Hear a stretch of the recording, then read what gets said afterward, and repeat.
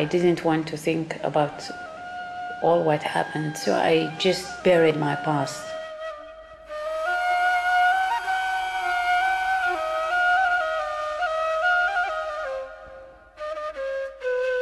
There were 38,000 Jews living in the northern part of Libya at the time. Today, there are none left, Mafdal had. The community is totally extinct.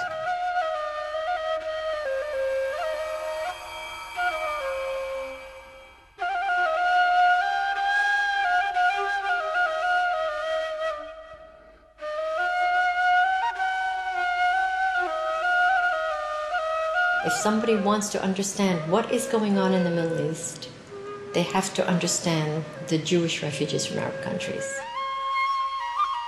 Buried beneath the headlines of the Mideast conflict is the forgotten story of the region's indigenous Jewish communities. In 1945, up to 1 million Jews lived in the Middle East outside of the Palestine Mandate. Within a few years, only a few thousand remained. The ancient Jewish quarters of Cairo, Damascus, and Baghdad were once vibrant, bustling centers.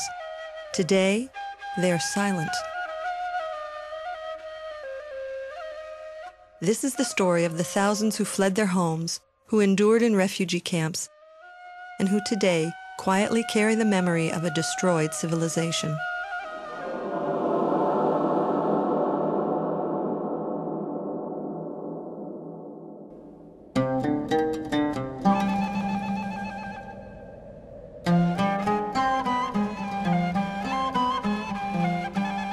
I was in Los Angeles on a business trip. I was in a hotel, and there was a young lady in her mid-20s.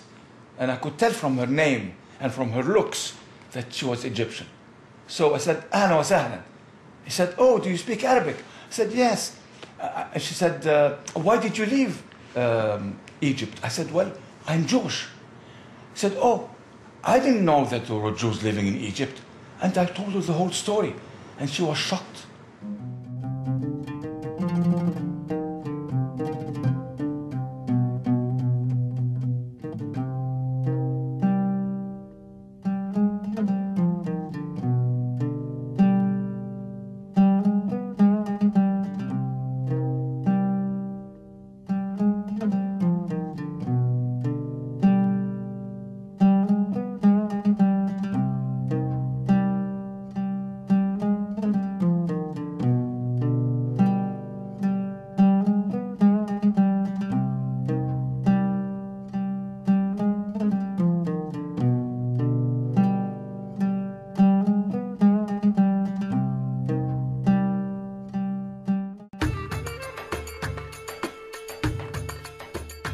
Everybody already thinks of Jews as white Europeans.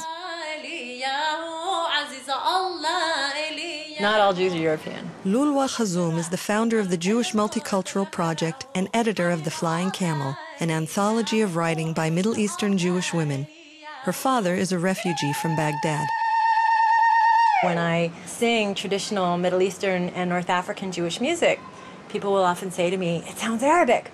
And I say to them, you know, we're not called cousins for no reason. What is Middle Eastern North African has come to be known as Arab. And people forget that there are many other indigenous peoples from the region, and the Jews are one of them. In the year 586 BCE, Babylonian armies destroyed Solomon's temple in Jerusalem and exiled the Jews of Judea to Babylon, modern-day Iraq. There was a short period in Jewish history where the Jews who were expelled from Palestine by the Babylonia were or had to be exiled to Babylon. So many, some hundreds of thousands of them, nobody knows exactly, had to go there. My family is among the Jews who stayed on that land for the next 2,600 years until around 1950. Jews who stayed in the region are known as Mizrahim, which in Hebrew means Easterners. They either stayed on that land of Babylon, as my family did, or they migrated to lands throughout the region, whether it was Iran, whether it was Syria, Lebanon, Morocco, Tunisia, Algeria, and so on, the entire region. The Babylonian Jewish Heritage Center near Tel Aviv is a museum established in Israel by Iraqi Jews to commemorate the achievements and destruction of their ancient community. Now we are in synagogue, which is the very ancient synagogue in Baghdad. And this is part of the museum, which is in the center. It's a very successful museum of the exile. Mordechai Ben Porat is the museum's founder. Born in Iraq, Ben Porat walked to Jerusalem by foot in 1945. A few years later, he was intimately involved in orchestrating the exit of 120,000 Iraqi Jews. Ben Porat's museum celebrates the accomplishments of the ancient Babylonian rabbis who wrote the Talmud, a collection of Jewish law that shapes Jewish life to this day.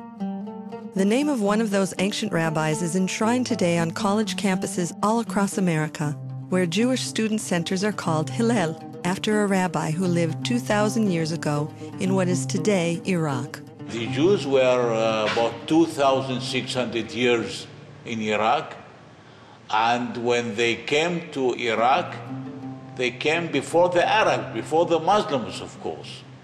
This question of precedence in territories is a very fascinating one, because many Arab countries say, oh, we are an Arab country, these Jews are like intruders from the outside, and therefore we hate them. That they could say in the Christian world. The Jews, for the most part, came to the Christian world after the war Christianity. But in many of these countries, for example, North Africa, Egypt, Babylonia, Jews preceded the Arabs by many centuries, and sometimes by millennium.